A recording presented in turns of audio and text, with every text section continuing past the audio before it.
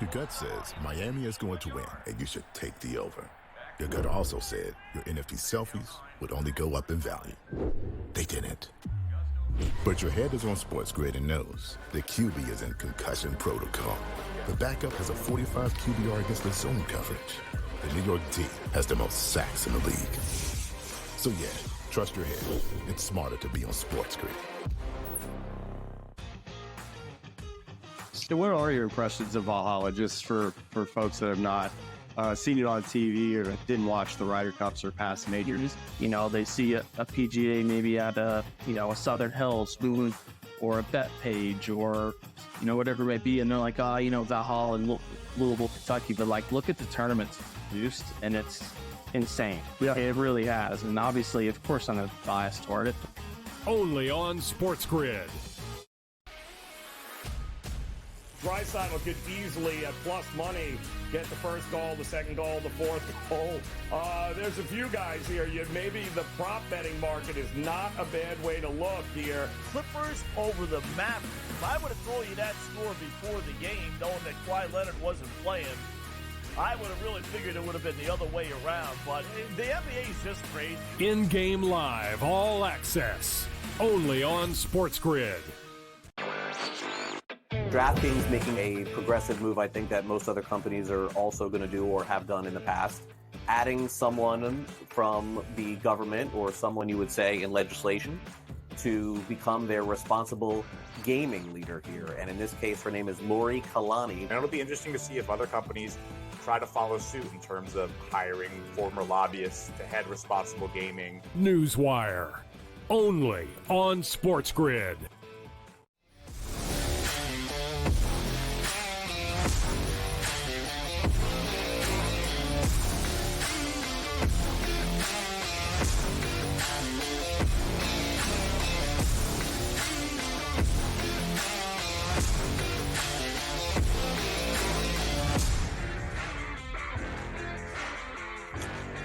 All right, welcome in-game live, prime time on this Thursday to SportsGrid Network. Joe Raineri alongside Dave Sharapan, and what a night of action we've got here so far. One NBA playoff game underway, one more still to come.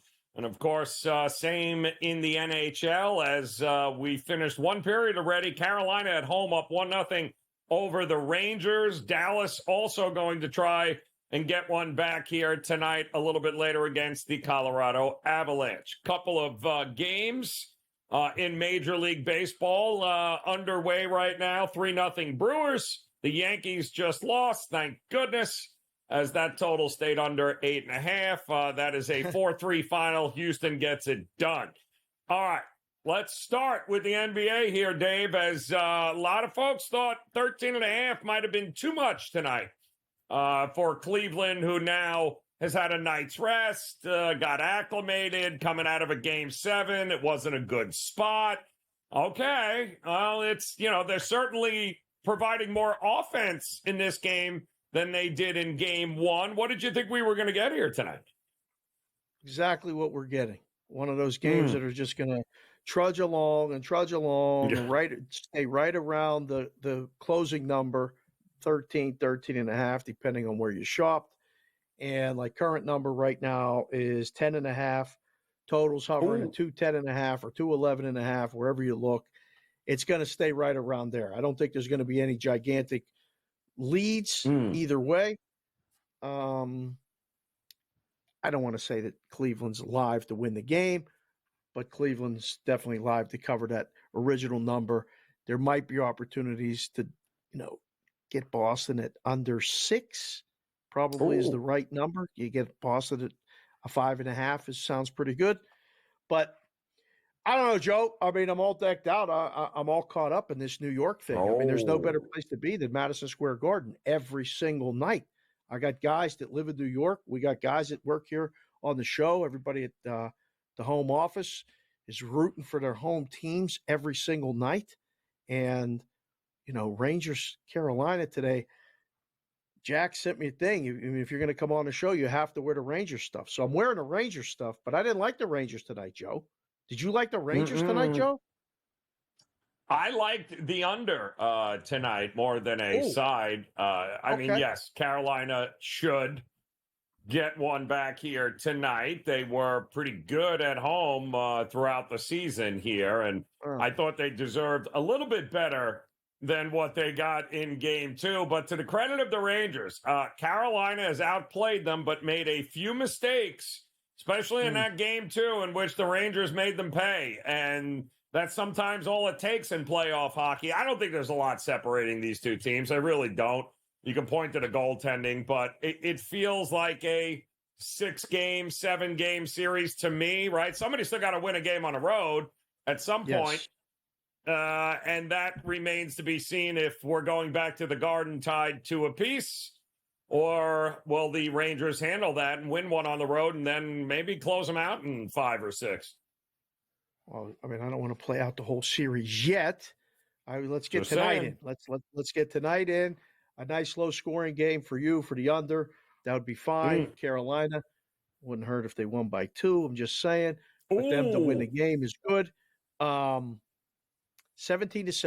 shots on goal in the first period. A melee at one point after Carolina scored. All 5 guys grabbed somebody, grabbed a dance partner.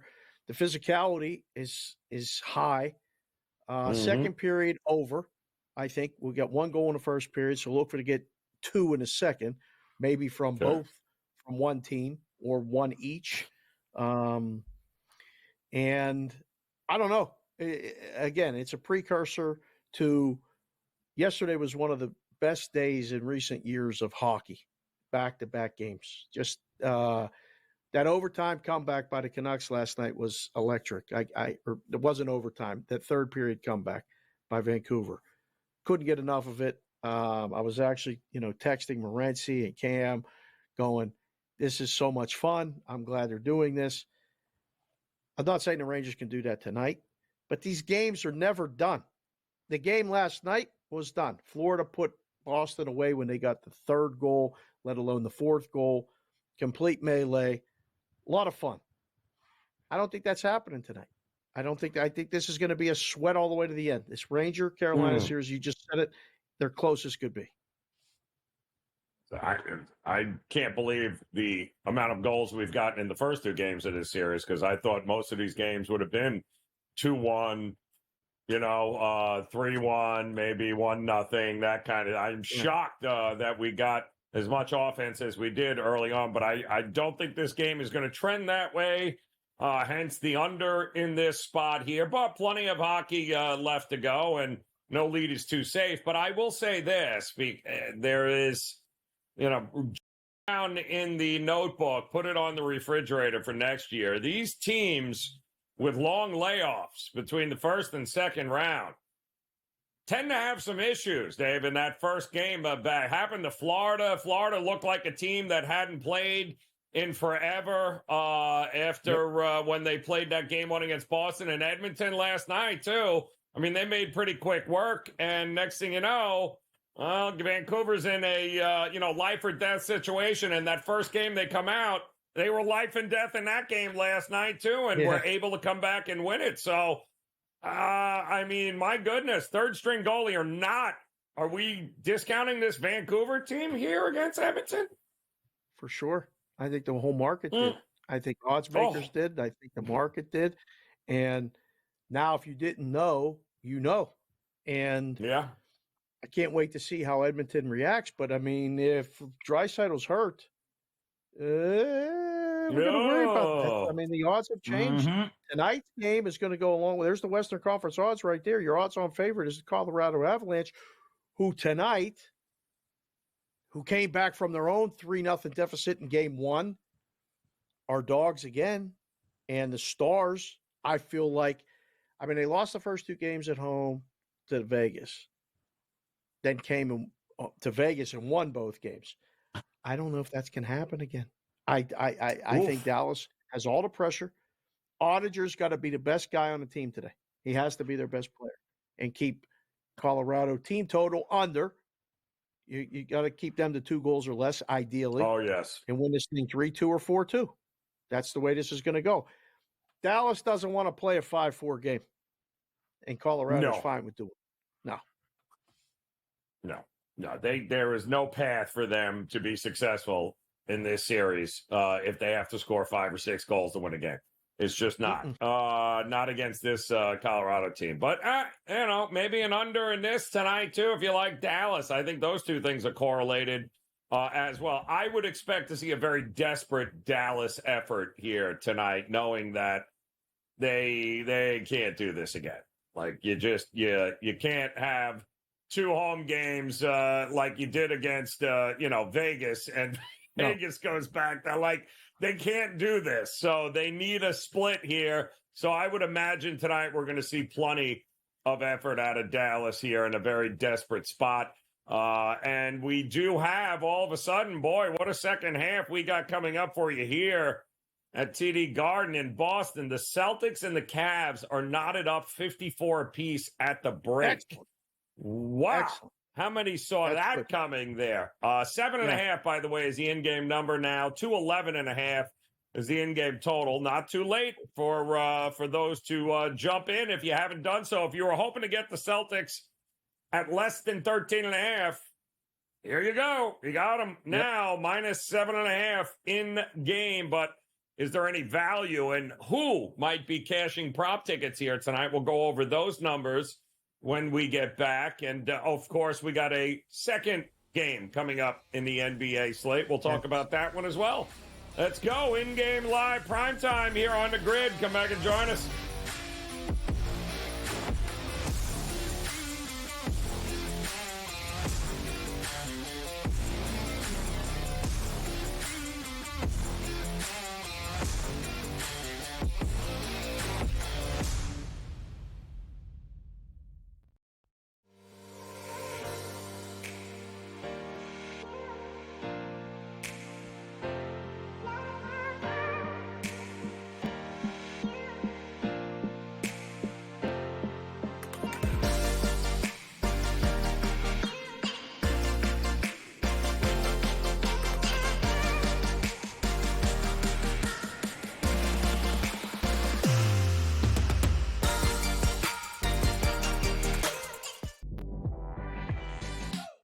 The only one that can punch him in the nose, in my opinion, is the Knicks or those Western teams. What did you think when you saw those odds?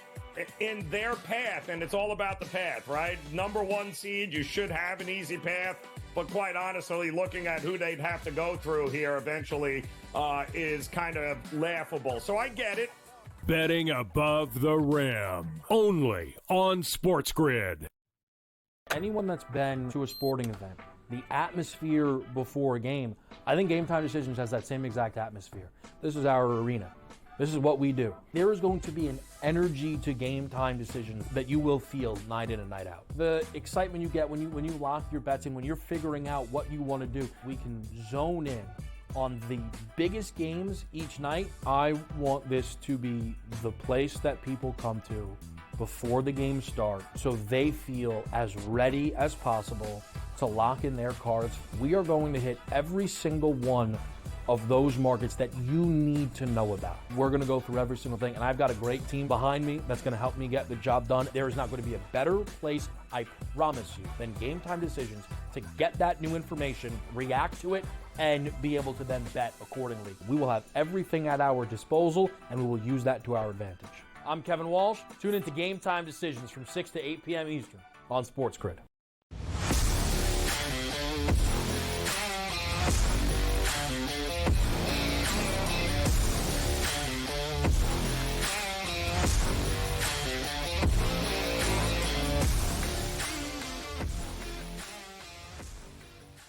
All right, welcome back. In-game, a live prime time on this Thursday. Joe and Ari alongside Dave Sharapan. And we're off and running in the second period of the Ranger and Carolina game. And boy, Carolina just missed in the first 30 seconds, making it a 2-0 lead here. But Shesterkin with a big save.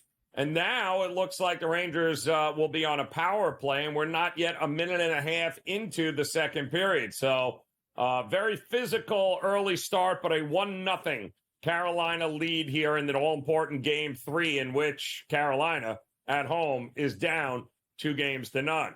54 apiece, Dave. This is an interesting one, huh? With the Cavs and the Celtics. Get a load of this.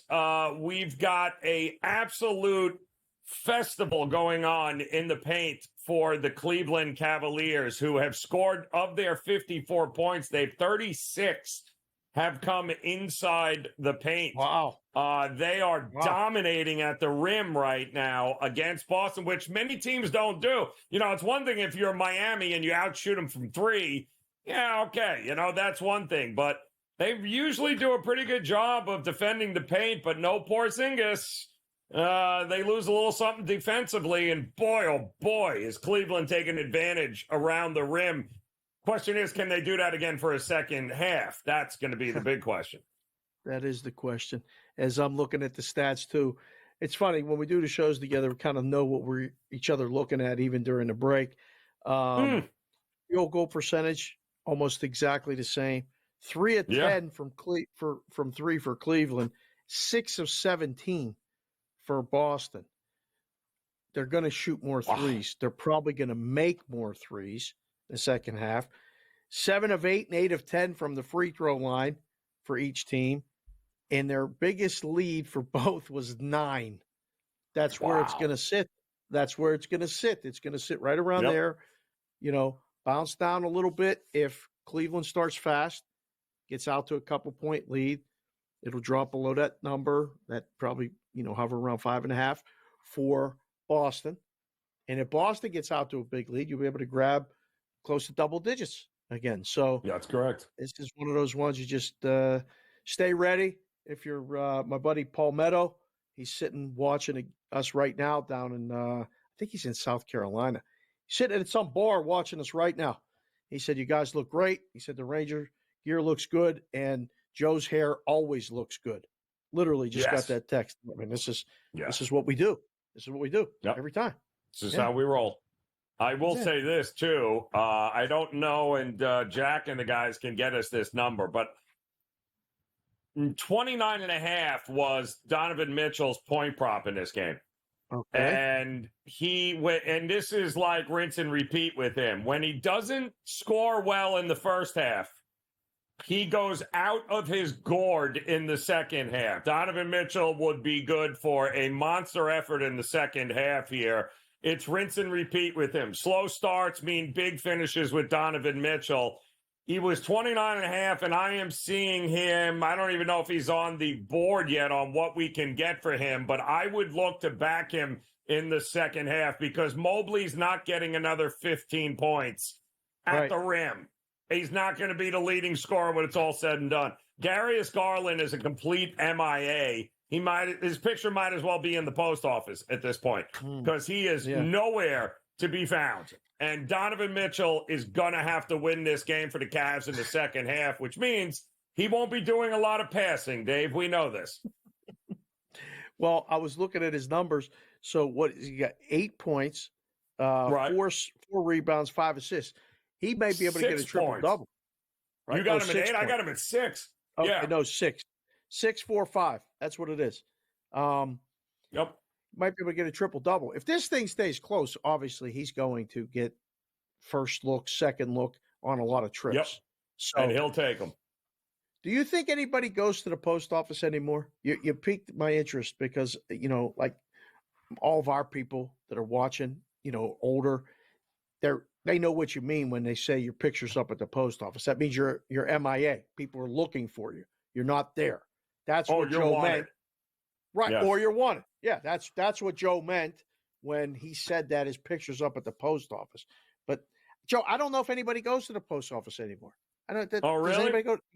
I don't think so. Well, I had to go, in fact, the other week, and I thought the same thing. And I was out there almost an hour and a half in line trying to get, because there was only one friggin' person working. So, I thought the same thing, except the line was out the door. And apparently people still go to the post office. Annoyed me to no end. And here I am thinking, it's 12 o'clock. Who the hell could possibly be at the post office? Yeah. This is like when you go to the sports book, right? Like you come to the sports book in Vegas and there's one person at the counter and 8 people want to make bets. And the guy in the front is doing 8-game parlays, like Sam or like Patrick or like Preston, they come up, they're doing game props, player props, taking forever at the window, and all you want to do is come in and just play the game under. You got to sit there and wait. It's brutal. And the only reason I even thought of the picture at the post office is because I was stuck in the damn post office for an hour looking at those damn pictures. So it was the only reason I even remembered it, to be completely honest. So certified mail, my you-know-what.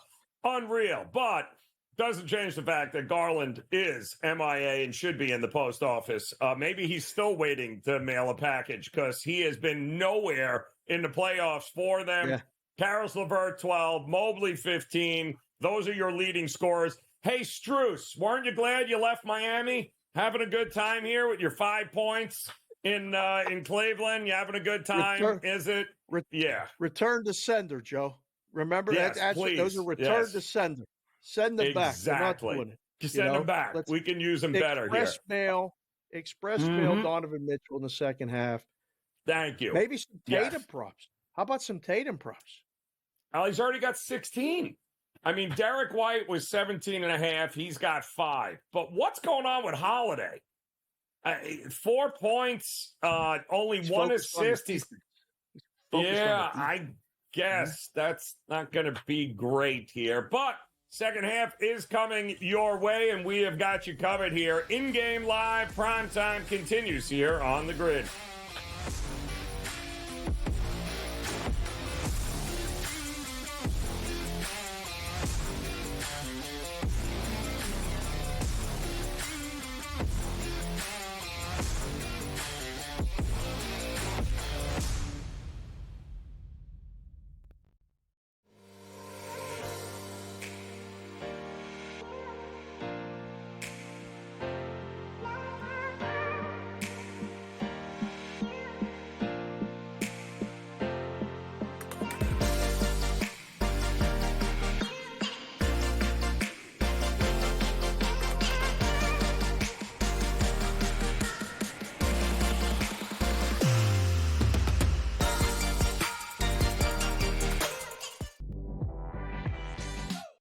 The only one that can punch him in the nose, in my opinion, is the Knicks or those Western teams. What did you think when you saw those odds? In their path, and it's all about the path, right? Number 1 seed, you should have an easy path, but quite honestly, looking at who they'd have to go through here eventually is kind of laughable. So I get it. Betting above the rim, only on SportsGrid. Anyone that's been to a sporting event, the atmosphere before a game, I think Game Time Decisions has that same exact atmosphere. This is our arena. This is what we do. There is going to be an energy to Game Time Decisions that you will feel night in and night out. The excitement you get when you lock your bets in, when you're figuring out what you want to do, we can zone in on the biggest games each night. I want this to be the place that people come to before the games start so they feel as ready as possible to lock in their cards. We are going to hit every single one of those markets that you need to know about. We're going to go through every single thing, and I've got a great team behind me that's going to help me get the job done. There is not going to be a better place, I promise you, than Game Time Decisions to get that new information, react to it, and be able to then bet accordingly. We will have everything at our disposal, and we will use that to our advantage. I'm Kevin Walsh. Tune into Game Time Decisions from 6 to 8 p.m. Eastern on SportsGrid.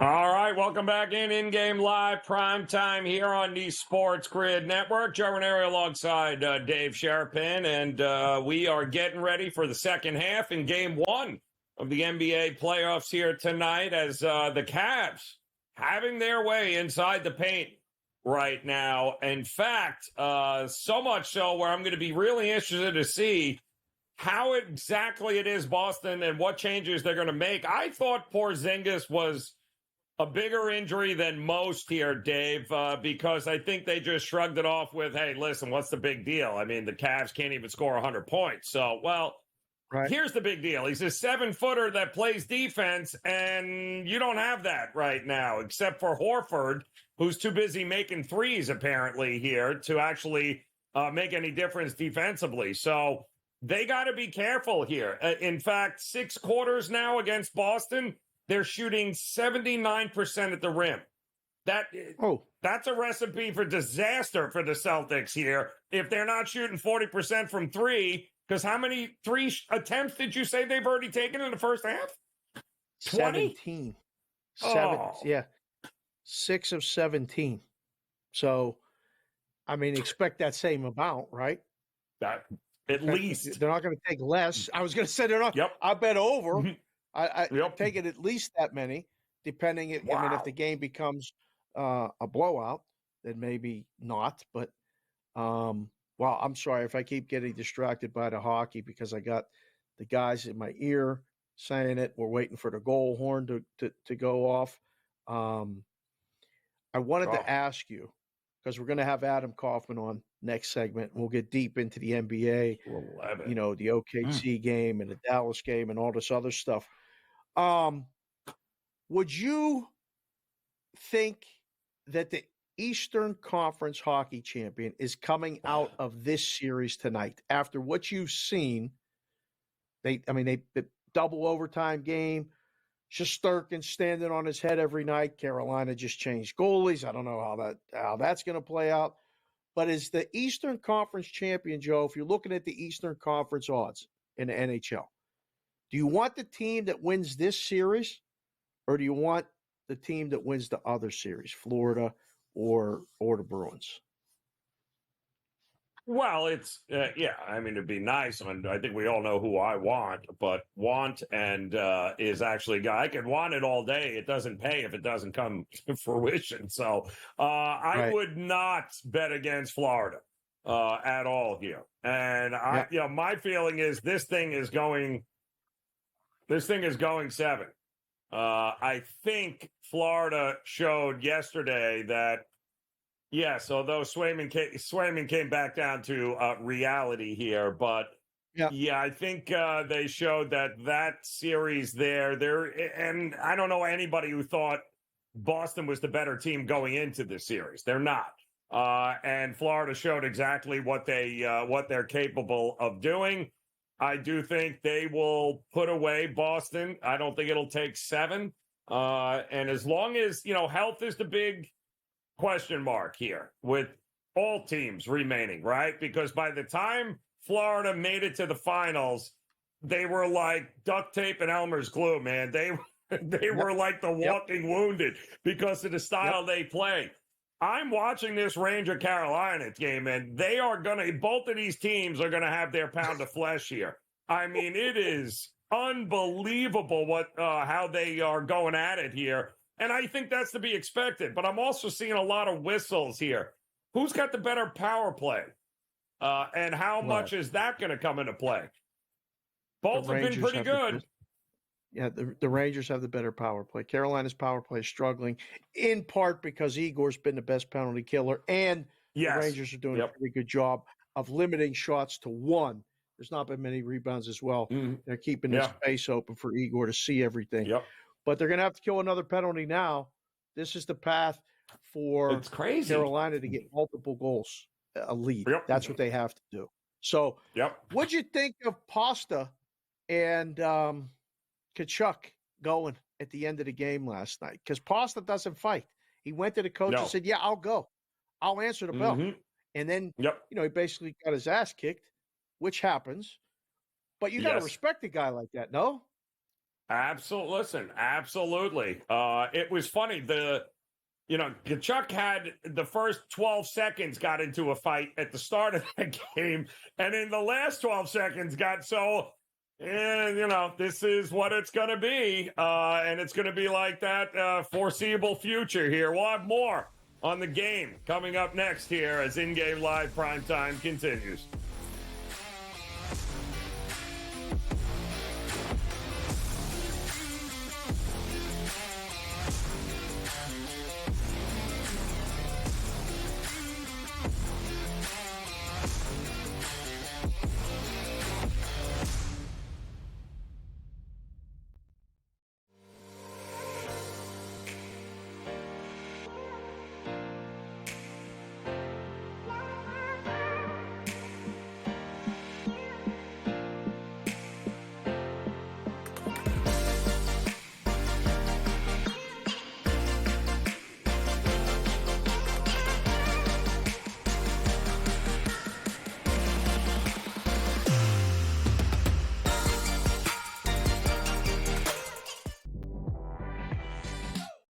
The only one that can punch him in the nose, in my opinion, is the Knicks or those Western teams. What did you think when you saw those odds?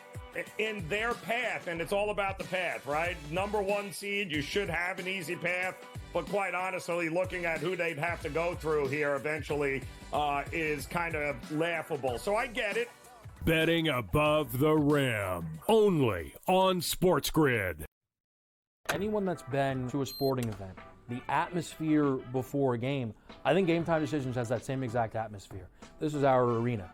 This is what we do. There is going to be an energy to Game Time Decisions that you will feel night in and night out. The excitement you get when you lock your bets in, when you're figuring out what you want to do, we can zone in on the biggest games each night. I want this to be the place that people come to before the games start so they feel as ready as possible to lock in their cards. We are going to hit every single one of those markets that you need to know about. We're going to go through every single thing, and I've got a great team behind me that's going to help me get the job done. There is not going to be a better place, I promise you, than Game Time Decisions to get that new information, react to it, and be able to then bet accordingly. We will have everything at our disposal, and we will use that to our advantage. I'm Kevin Walsh. Tune into Game Time Decisions from 6 to 8 p.m. Eastern on SportsGrid.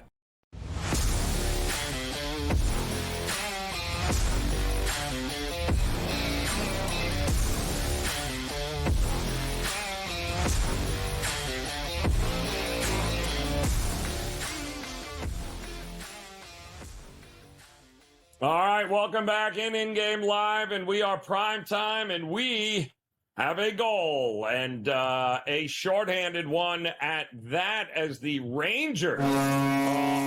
Unbelievable what that was there. Of all the things, a shorthanded goal. Chris Kreider gets it done after Carolina gave up not one, but 3 chances on breakaway opportunities for the Rangers. They got 1 to go home. It's tied at 1 apiece. 7 and let's see, 6, Dave, I'm thinking 6.5, is it? In-game right total now? Or we closed at 5.5. Still 5.5. It's still 5.5 with juice. It's off right now, so there must be a power play or something coming up. Oof. Place I'm looking at has it off. Oof. Have you seen the beginning of the basketball game in the second half? Have you seen what's going on? Yeah. I mean, we got this guy from Boston coming on as soon as he's ready. I don't know if he's going to take any minutes in the game. They might need him to sit in the corner and pop a 3 or something. They're down 64 to 59.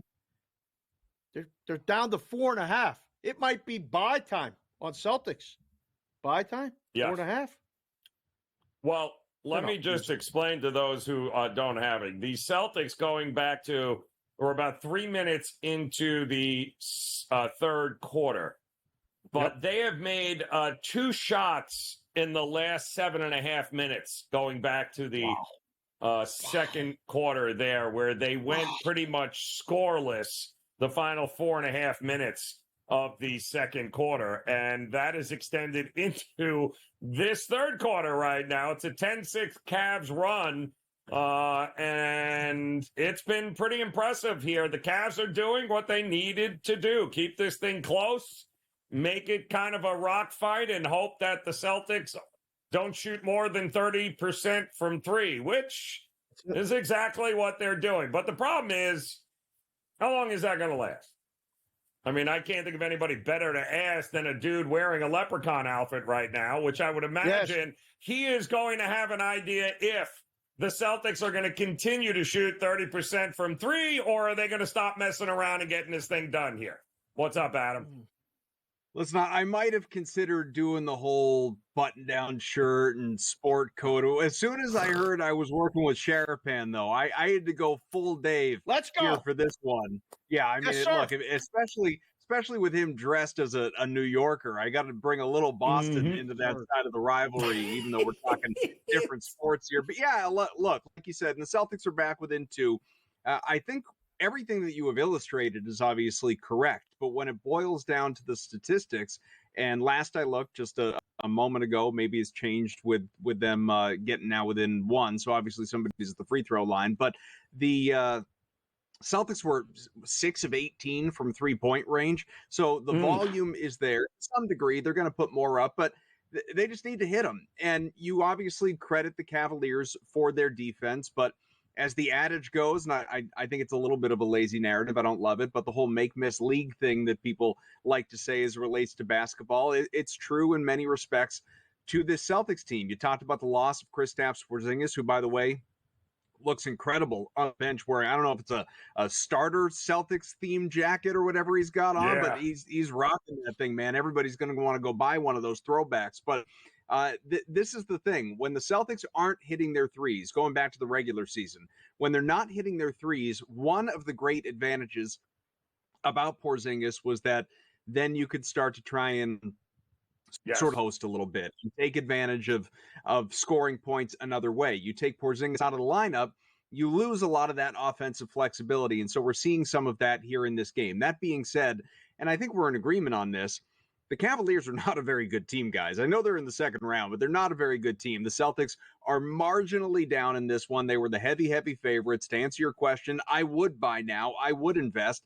I expect Boston to win this game. Doesn't mean they're going to win it by 15, 20 points, but I do expect the Celtics to come back and win this, sort of stop playing with their food a little bit. Tatum needs to get more efficient. He's getting to the free throw line a lot, which is great, but they're getting killed in paint overall. I know you were talking about the numbers at halftime. They're getting outworked on the glass as well. And they just need some of their stars to be their stars. You need Tatum to, he's scoring a fair amount, but you need him to hit more shots. You need Jaylen Brown to hit more shots. You can't rely on Al Horford, especially an Al Horford pushing 40 years old. And Derek White, it's rare, but he has gone quiet. He has been the last games and much of this postseason, but tonight it's an off night for him. So he's got to turn things around as well. What do you think? You hear about Cleveland. I don't think they're going away. Like, this is not a series where they're going to have what happened in game one again. I don't think they're just going to go, all right, tonight's not our night. That happens in game one, especially after a 7-game series. Biggest lead tonight for either team has been 9, and it's hovering right around that right now for Cleveland. How much of the rest of this game, Adam, for you, is about the offense for the Celtics or the defense for the Celtics? Because they haven't been pushed to really have to get stops. As long as this continues, this is going to go like it's trending over already. We're up to 218.5. So I'm looking at it like I got to see some better defense from the Celtics. No. So I'm on the over 212.5 coming in. So obviously we're trending in that direction. The defense doesn't improve, to your point. If I'm the Celtics or a Celtics fan, as obviously I am, but if I'm sitting out there and I'm thinking, man, if I didn't want to get cocky with the spread after the 25-point win in game one, I just threw the Celtics money line into a whole bunch of parlays, that type of thing, as I did, by the way, then the thing that would worry me right now is that the C's are trailing in this game, albeit by just 4, but doing so with it being, Evan Mobley and Karis LeVert, and you're seeing very little so far out of Donovan Mitchell, who is obviously capable of turning it on here in this second half and starting to go a little bit crazy. He's not even at 10 points just yet. So, if he does, starts to go nuts, then that's what could get kind of to not defensively for the Boston Celtics. But if ultimately Donovan Mitchell, if you can keep him quiet and sort of make the role players try and beat you, that's what the Celtics need to pull themselves back into this. Yeah, well, they just called a timeout as they're down 9. It's a 20-11 run here, and just for a brief moment, you got a plus 105 for the Celtics in this game. So from a 13.5-point favorite to plus 105, I'll bite. I got you, Celtics. We'll see what can happen. I'll tell you the one thing I'm noticing, which is not great. When did they become such ISO-heavy basketball players? Because all I've seen here is these guys up at the top of the key playing like one-on-one. Like, pass the damn ball. Find the open guy. Get the ball moving, and you'll be fine. It looks like they've just they've decided now, all right, let's go. I'll just take the ball top of key and chuck up a three. If it goes, it's great. If it does, I'm imagining even for your boy there, your head coach here, who's not the greatest X's and O guy, but I would imagine move the damn ball has got to be in this conversation in his timeout, please. Without a doubt, and that has been so much of the success that they had this year in being the number one offense in the entire NBA was, ball movement. And it's a beautiful thing when it's working, and it works far more often than not, and certainly was working in game one. Tonight, it feels a little bit like what we saw in game two against the Heat back in round one, where, the Celtics just were not hitting their shots. Now, in that case, Miami was hitting shots at a borderline historic rate. That's not what Cleveland is doing tonight, but they have just been tougher, especially on the inside, and they have made the Celtics pay, and they haven't really had an answer. The offense has gotten incredibly stagnant, and the Celtics are going to need to pull themselves out of it. Yep, we agree here, so stay right there, Adam. We got another basketball game coming up here. We'll break that down as InGame Live Primetime continues.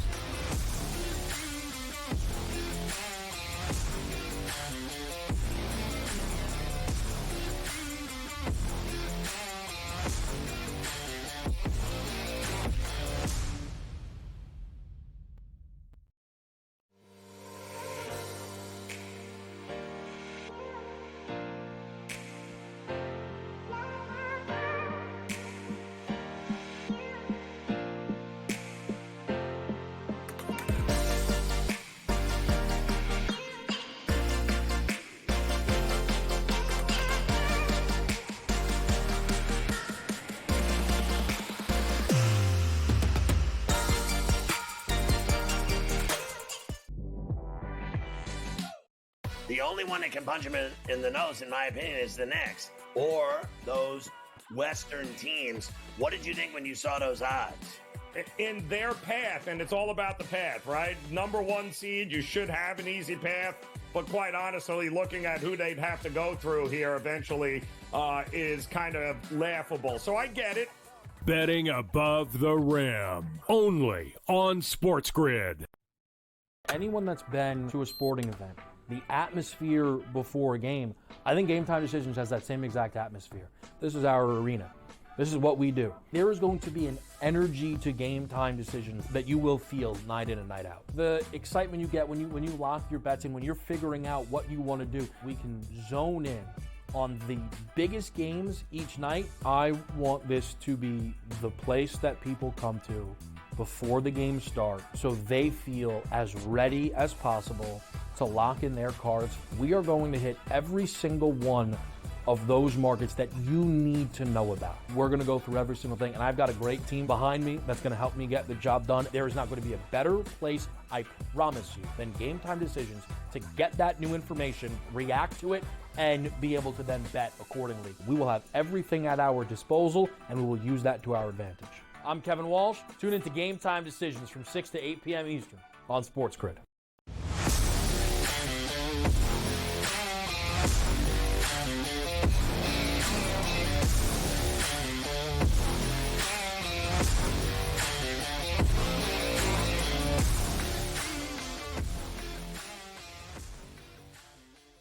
All right, welcome back in-game live primetime here on the SportsGrid Network. Adam Kaufman joining us here, Joe Raineri, Dave Sharapan, and not a great look here by the Celtics as it has gotten from bad to worse there for a minute. But the bottom line is we're now, 6 of 23 from three-point range here, Adam. That is not good news for the Celtics. They got to figure out how else to score besides chucking up a bunch of threes, because it feels like for the last 7-8 minutes now, this is not a number one offensive-looking team to me. No, you're right. Only 14 points here in this third quarter, about 4 minutes to go. So it's a lower scoring frame, obviously. I mean, the Celtics really have been carried by a solid second quarter. It's the only reason this game is just almost inside double digits at this point in time. But as far as the three-point shooting goes, again, you have to generate open looks, which, of course, ball movement is a huge part of it, as we talked about earlier. But, I'm just looking like Al Horford and to his credit, he's 3 out of 7. But Al Horford should not be leading you in 3-point attempts. As things stand right now. You got Tatum's taken 5, White's taken 6. Just missed another one. He's 1 for 6. He had been scorching hot the last few games. Jaylen Brown has only taken a couple. Maybe you need to, depending, and I know these two guys aren't the best defenders, and that has been a big problem here in this one, but Peyton Pritchard and Sam Hauser are arguably your two best shooters. And these guys have seen a little bit of run here tonight, not much. You might need to bring them in late third, early fourth, and see if you can get a little spark off the bench. Who was your favorite guy coming off the bench as a Celtics fan? Who was your favorite Celtic ever coming off the bench, Adam? Ever? Oh, man. I mean, I couldn't go back to like early childhood necessarily, but I'll tell you this: during the new Big Three era, so like the Kevin Garnett, Paul Pierce, Ray Allen era, like everyone obviously loved those guys, and how could you not? My favorite player on those teams though was Eddie House. Sort of to the point that we were just talking about. I loved the idea. Like, you just knew when House came in, man, he was just a walking bucket. And that's what Peyton Pritchard or Sam Hauser, more so Pritchard, can be for you. I love that just House would come in, he'd get his representative minutes, and he would just come out firing. Didn't need to warm up, and you were getting reliable scoring off the bench, which this team generally does, but obviously tonight isn't the case. Well, right now they could use House. All right, we're going to try to distract everybody from what's going on in Boston. That's why I meant, that's why I asked you, because he's not coming off the bench right now, but somebody better come off the bench like House to get him there. Let's look forward to tonight, okay? OKC in Dallas. OKC won game 1 handily. They're about the same number tonight, 5. Totals 218. The game went under the first game. What's your look tonight on this one, either for game 2 or even for the series going forward? So I was on the Thunder to win this series. I think I didn't do a correct score. I just made like a prediction on my show, but I think I went Thunder in 6. I was on the Thunder. I did bet the Thunder to cover in game 1. Like you said, that did that, rather easily, helped by the 12-point advantage in the fourth quarter by OKC. I'm on the Thunder to cover again tonight. Like you said, similar number. I expect the Thunder to get it done at home. I think these games are going to be tougher as the series goes along, certainly tougher as it goes south to Dallas. But in OKC, this team has been really strong at home, 33-8 this year in the regular season, and they're mostly healthy. Their guys have been clicking. Shea had himself a great game 1. He, to me, he's the MVP as far as I'm concerned. I know Shaq probably shouldn't have said that to Jokic's face upon giving him the MVP award, but SGA, my MVP as well, if I had a vote. And like I said, tremendous in game 1. Holmgren, I think, is going to have another solid 15 to 20 point game. Jalen Williams started incredibly and rebounded, to finish that thing out, almost got to 20. I think tonight he's going to be a bit better.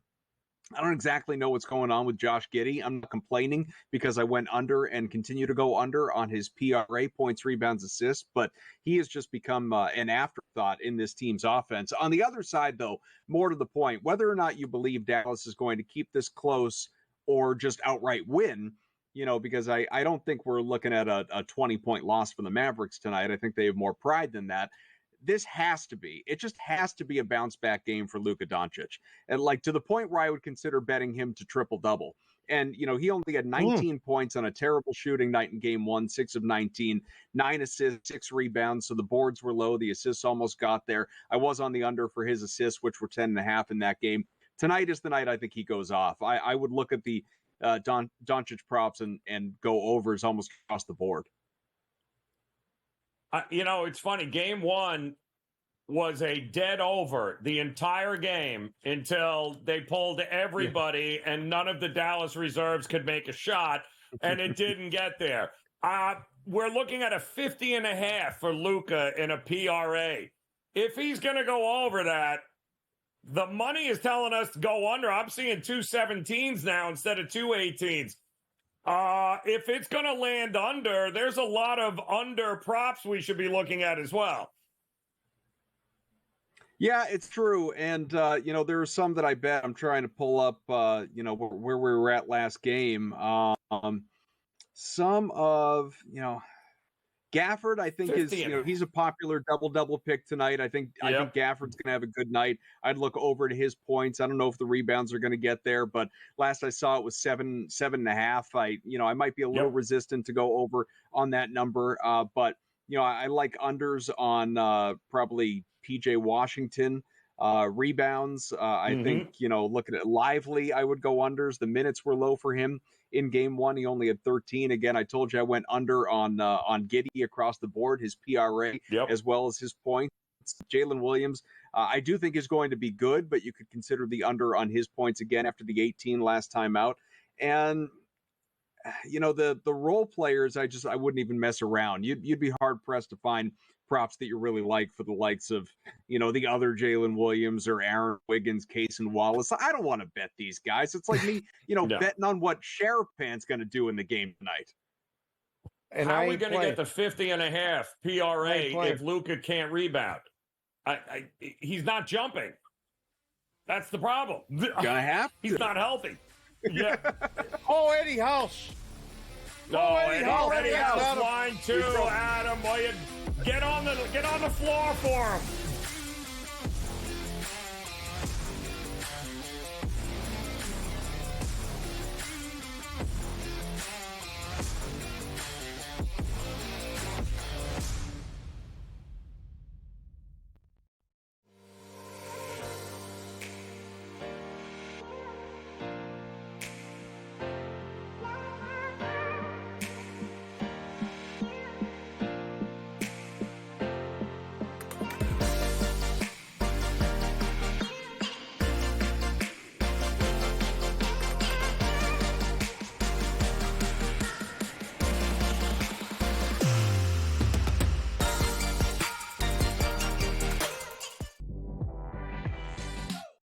The only one that can punch him in the nose, in my opinion, is the Knicks. Or those Western teams. What did you think when you saw those odds? In their path, and it's all about the path, right? Number 1 seed, you should have an easy path. But quite honestly, looking at who they'd have to go through here eventually is kind of laughable. So I get it. Betting above the rim. Only on SportsGrid. Anyone that's been to a sporting event, the atmosphere before a game, I think Game Time Decisions has that same exact atmosphere. This is our arena. This is what we do. There is going to be an energy to Game Time Decisions that you will feel night in and night out. The excitement you get when you lock your bets in, when you're figuring out what you want to do, we can zone in on the biggest games each night. I want this to be the place that people come to before the games start so they feel as ready as possible to lock in their cards. We are going to hit every single one of those markets that you need to know about. We're going to go through every single thing, and I've got a great team behind me that's going to help me get the job done. There is not going to be a better place, I promise you, than Game Time Decisions to get that new information, react to it, and be able to then bet accordingly. We will have everything at our disposal, and we will use that to our advantage. I'm Kevin Walsh. Tune into Game Time Decisions from 6 to 8 p.m. Eastern on SportsGrid.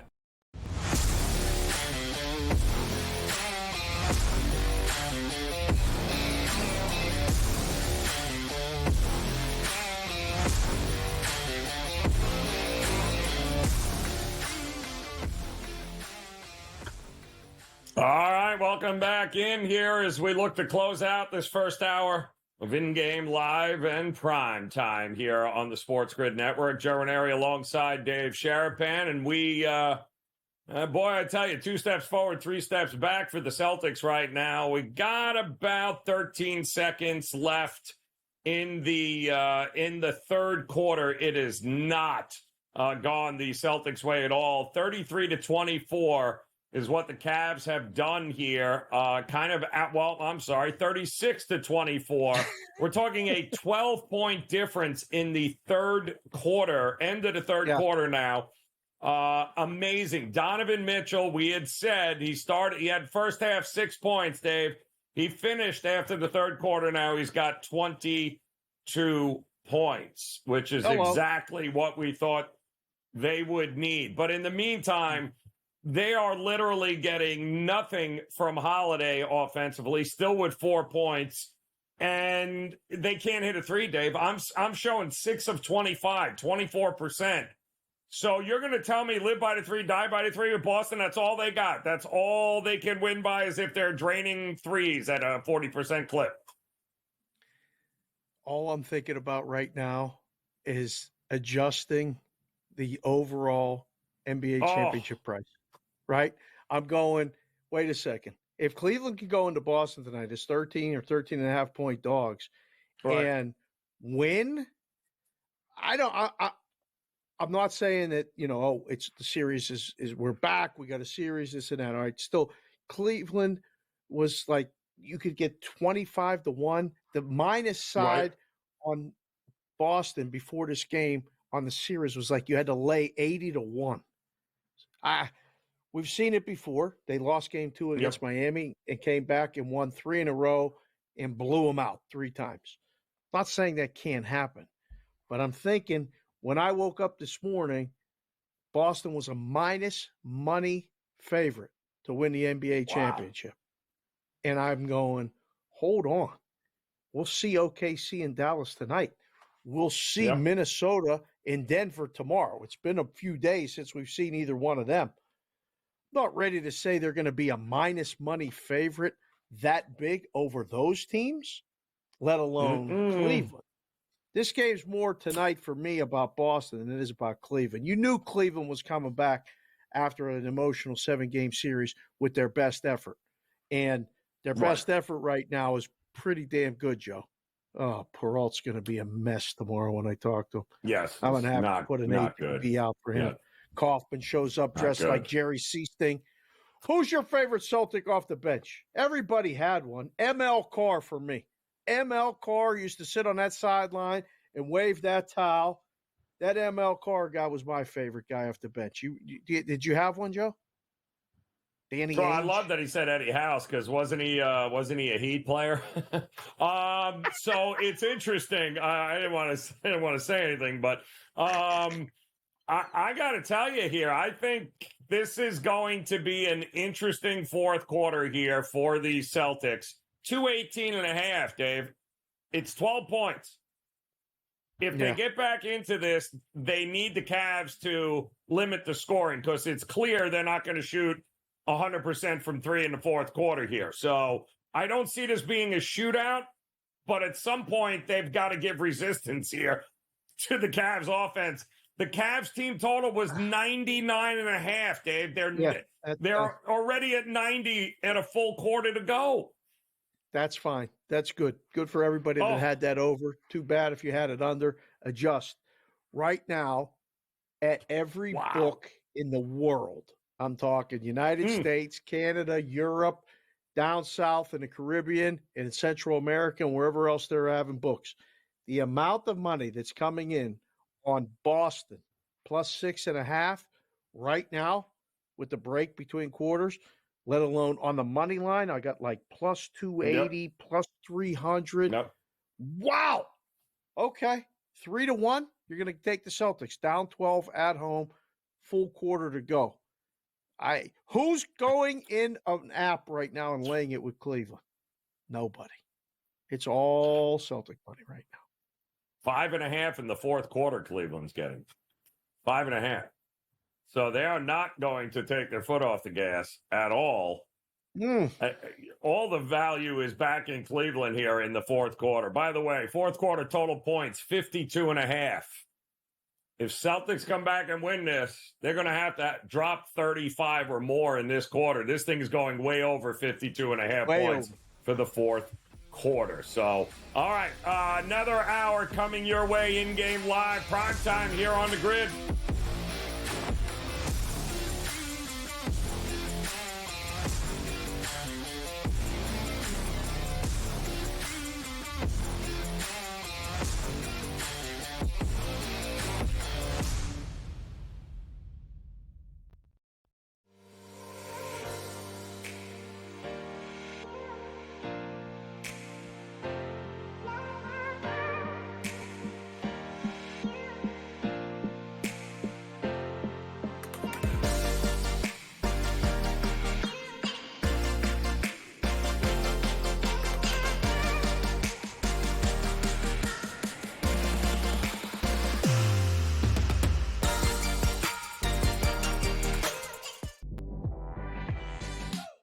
The only one that can punch him in the nose, in my opinion, is the Knicks. Or those Western teams. What did you think when you saw those odds? In their path, and it's all about the path, right? Number 1 seed, you should have an easy path, but quite honestly, looking at who they'd have to go through here eventually is kind of laughable. So I get it. Betting above the rim, only on SportsGrid. Anyone that's been to a sporting event, the atmosphere before a game, I think Game Time Decisions has that same exact atmosphere. This is our arena.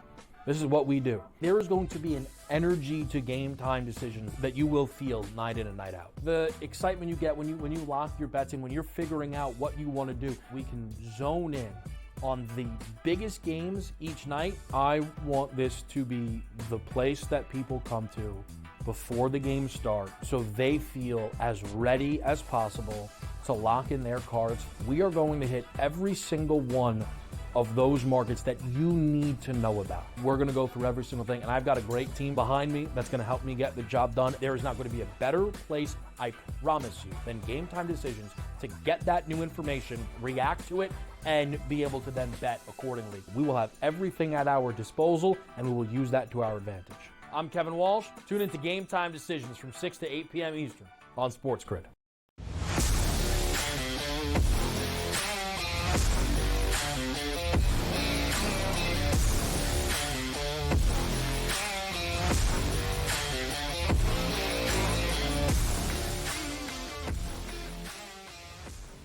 All right, welcome in. It is In-Game Live, and we are primetime here on the SportsGrid Network. Joe Raineri alongside Dave Sharapan as, wow, we got one of the biggest upsets brewing right now in the NBA as the Cleveland Cavaliers, a 13.5-point underdog against the Celtics, are up by 12 with 10 minutes to go in the game right now, 95-83. Is what we are looking at here. And there are an awful lot of people doubling down in game on the Celtics.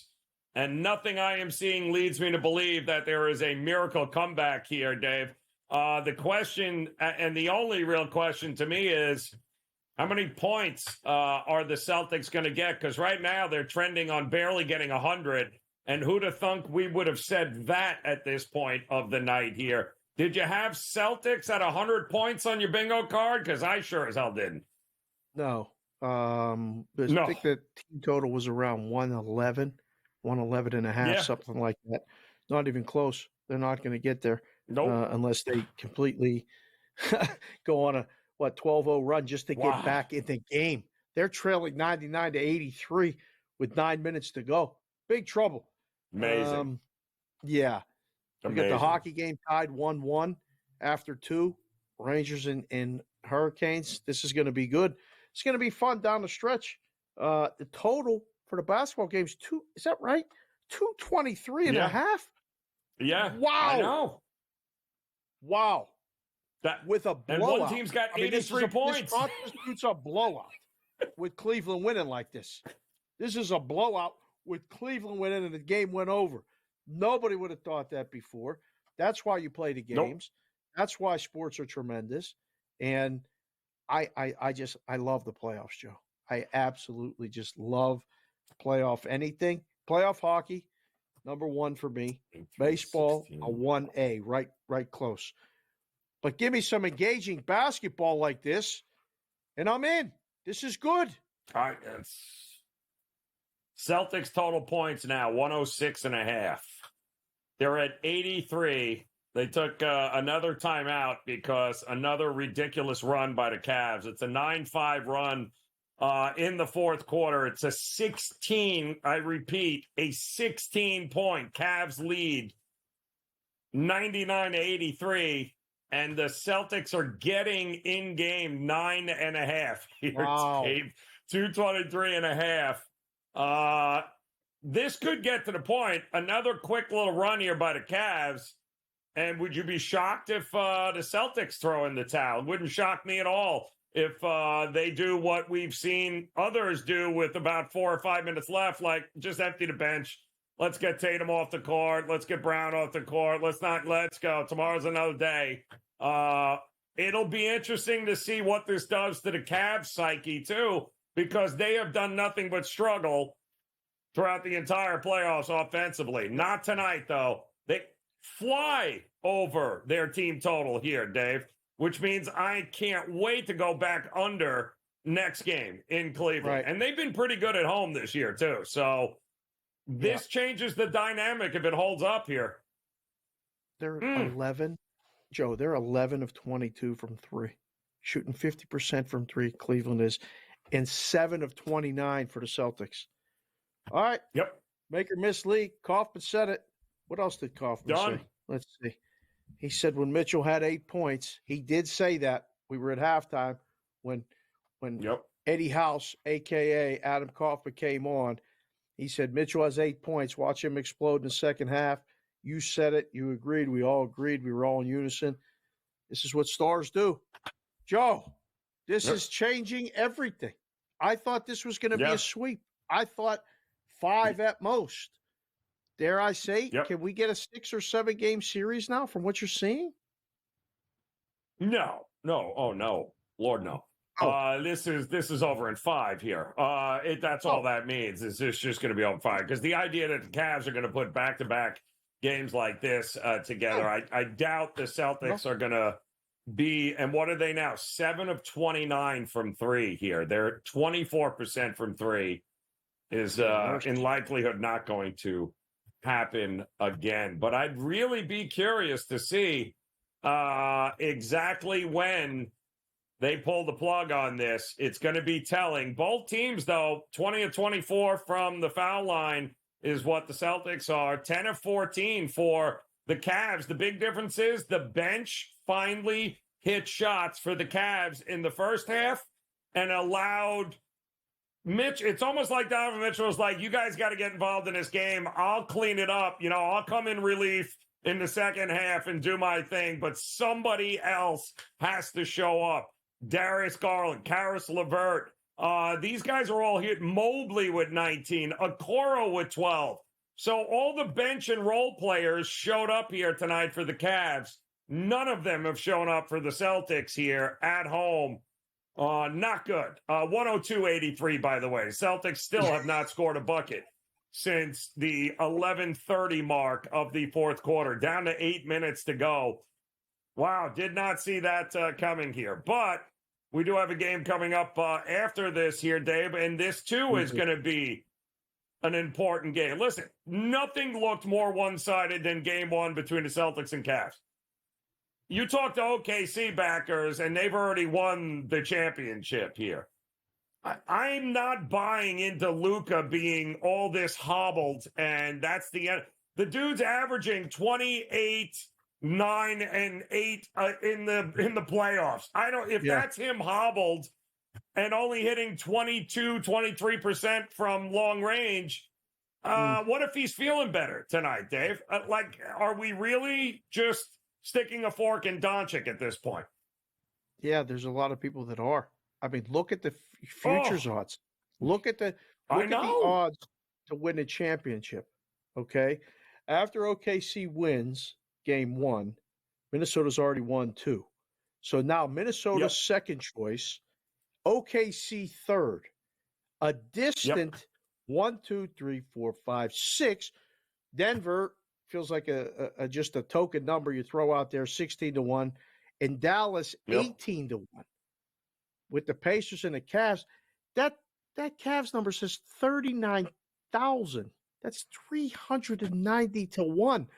That's interesting. What do you move that to after tonight? I mean, you said the Celtics are going to win the next 3. We don't have to worry about it. But I think you're right. I think Dallas has a shot tonight. We'll see. Yep. I am starting to see the over money come back in as well as it's creeping back up to 218. I'm kind of shocked with the move down because the Mavs are certainly capable of playing very physical defense and limiting the Thunder. If you almost like the Mavs, Dave, I would think that maybe a shootout isn't in their best interest. I think that they would have to go in there and impose their will here a little bit and cause some chaos for a very young team. I don't think they've lost a game at home, right? They're pretty much they're undefeated across the board here. So teams that were physical gave them problems. Yep. Got to kind of cut off the head of the snake, don't you? And listen, if that their Kyrie game, and Doncic though? show up tonight, Is that their game? it's over. That's the question. That's the question. Can Dallas do that? Because I think if both teams play their game, like Herb Brooks said, to the 1980 Olympic hockey team, and you saw in the movie Miracle, play your game. Play your game. Yep. If they both play their game, I think OKC wins the series kind of handily, right? Dallas has to do something different. Luka's great. I think Kyrie has to do what he did against the Clippers. He has to do more. We'll find out tonight. I can't wait. It'll be a good game to watch. Boy, those that might have a Mavs-Cavs money line parlay. Interesting.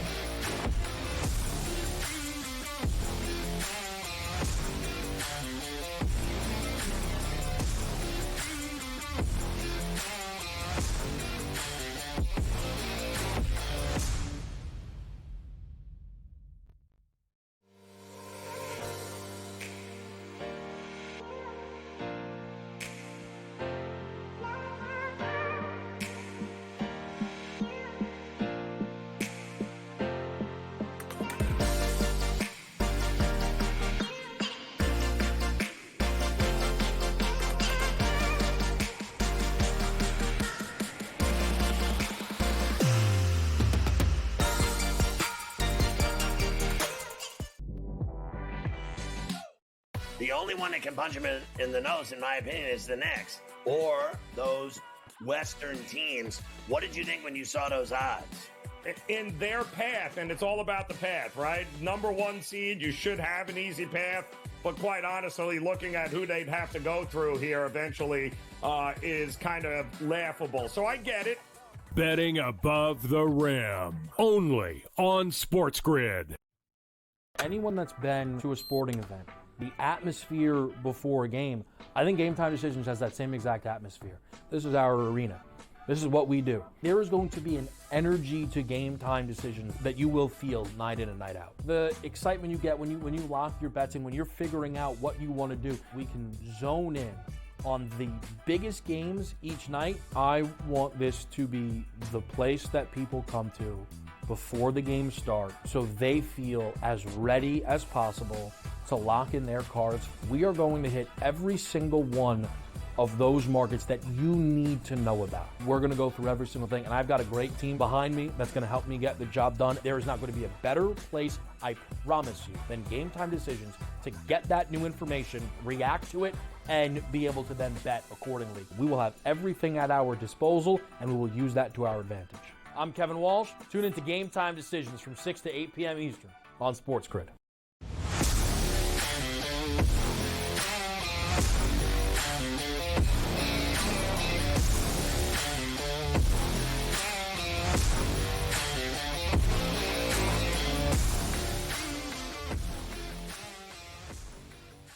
All right, welcome in here as InGame Live primetime rolls on this Thursday as we've got a couple updates for you. The Celtics just can't seem to get it going here tonight, 105-87.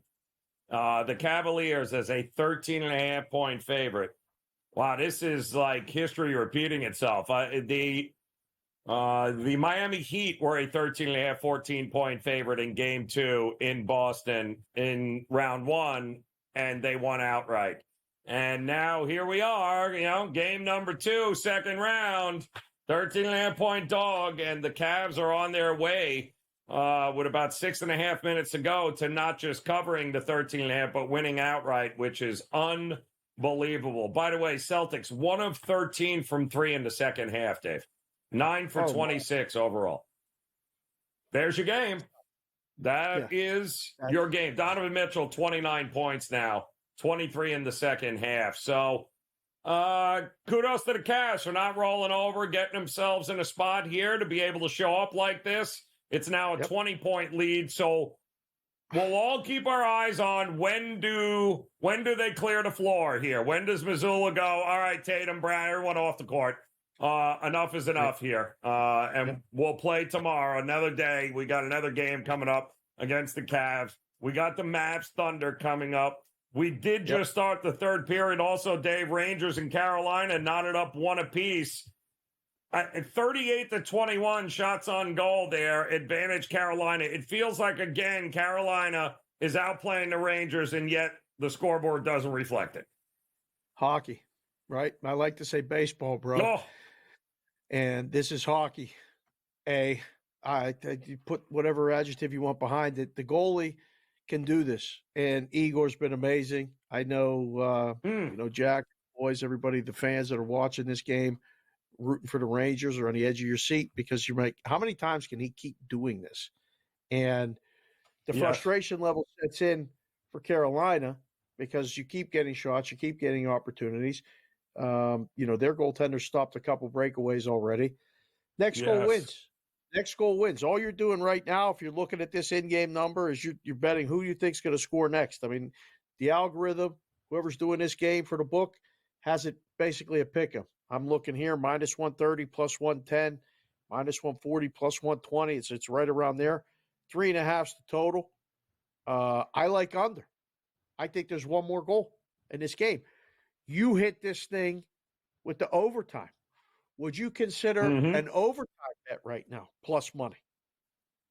Yeah. Yes. Well, I mean, at that point, the under 3.5 is interesting because that's at plus money. If you really think next goal wins, it could be that next goal's in overtime, and it's 1-1, right. And that could be that would be it here, and that would not shock me at all. But I do think 17 minutes ago, the desperation level for Carolina is going to get ratcheted up here as this goes along. Can Carolina not, and at this point, Dave, that's all I'm asking is, Carolina, can you not make the next mistake that's going to give the Rangers a chance to win it? Because then, down 3-0, it's over at that point. Dave, fair enough to say that it's done. You can't lose this game. There's no way they can lose. I don't want to say nothing's must, but it's kind of must win for Carolina, is it not? Yeah. The reality of the situation is they can win the series if they win this game. Oh. I don't think they can win the series if they lose this game. It's that, it would take 4 in a row with, games 5 and 7 in a row. It becomes a math problem. It's very simple. Not that they automatically will get swept, but I've seen it happen in hockey where, somebody does win 4 in a row after being down 3-0. It's very rare. The pain it leaves when it's your team with the 3-0 lead. Like I was 5 when the Islanders did it to the Penguins. And I still, like to this day, I get that like stomach turn thinking about that team, Bossy and Trottier and all those guys. So, they know that on the bench too. Like you start to really, go, okay, we have to get the next goal. We have to get the next goal. That's all you're thinking, but the ramifications if you don't. So I think you're only taking chances that you have. I'll be very surprised, Joe, if there's a power play the rest of the way. So without a power play for both teams, that's why I like that under 3.5. I don't think there's one more goal. Now the danger is if there's one more goal, whoever is trailing pulls the goalie, and we get got. It gets final score scored. That's how you get. But I'm with you, Dave. I kind of feel like this could very well be 1-1 heading into the final 2 minutes, and we get a little overtime. Next goal wins, and the under 3.5 right now. Get it done while you can, because 15 minutes ago, knotted up one apiece. Dallas is next. Dallas and Colorado. So how do they bounce back at home? 6.5 juice to the under now, but you got to think the Dallas Stars are going to come out and fly around here. There's got to be a level of desperation with them too here, Dave. I mean, the Avs won game one, right? That was their job. Win one of the first two, start the series, get home ice, and voila. The Stars cannot go down 0-2 to the Cavs like they did Vegas. They just can't do it. I don't think so, but I don't think it's a detriment. Like it's makes the series automatic over, like done, finished. I think that they've done it once already, and a really good defensive effort, in game three, and a win would then bring the series back to a pivotal game four, of which they could win 2 in a row. Be very surprised if a team wins 3 in a row in this series. I feel like they're going to trade blows back and forth, back and forth. I think you'll see. I heard you talking about it with K-Dub earlier today on Game Time Decisions. Zigzag it. Not right. This is not the script, right? But this is the Colorado stole one, game one. Yep. Dallas doesn't allow that to happen in game two, and then back and forth in 3 and 4. Kind of hard not to look at the first period over, maybe. We'll talk about it. Coming up next, in-game live primetime.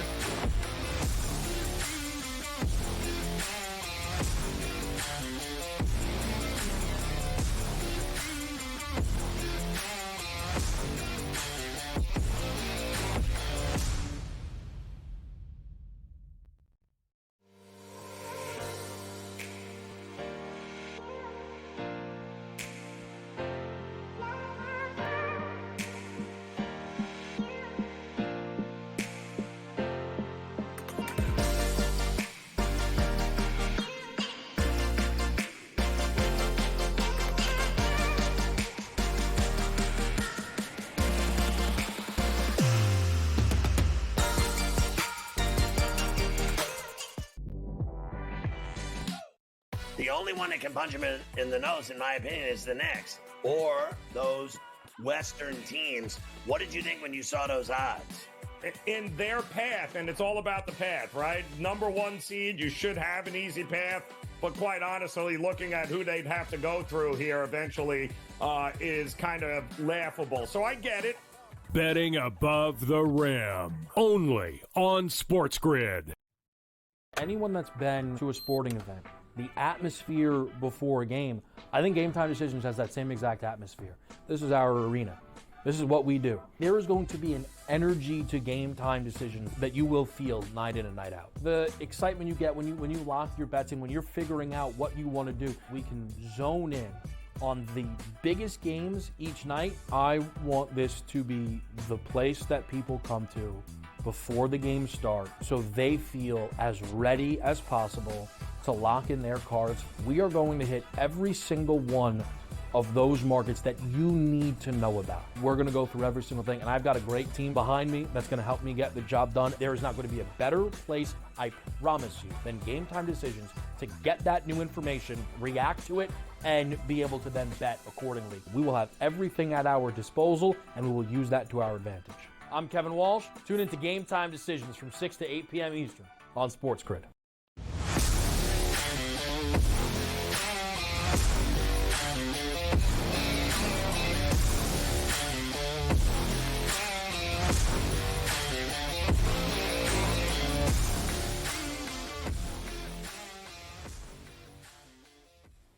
And let the scrubs in. That is what they are yelling at TD Garden in Boston right now. And that's exactly what we are getting as the Cavs have absolutely demolished the Boston Celtics in game 2 of this 7-game set. 116-89, 2.5 minutes to go.